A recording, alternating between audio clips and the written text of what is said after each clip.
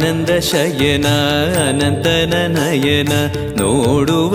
ನಿಮ್ಮ ನಳಿನ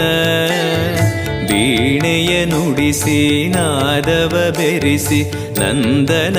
ಕರೆವ ಬದನ ಆನಂದ ಶಯನ ಅನಂತನ ನಯನ ನೋಡುವ ನಿಮ್ಮ ನಳಿನ ವೀಣೆಯ ನುಡಿಸಿ ನಾದವ ಬೆರೆಸಿ ನಂದನ ಕರೆವ ವದನ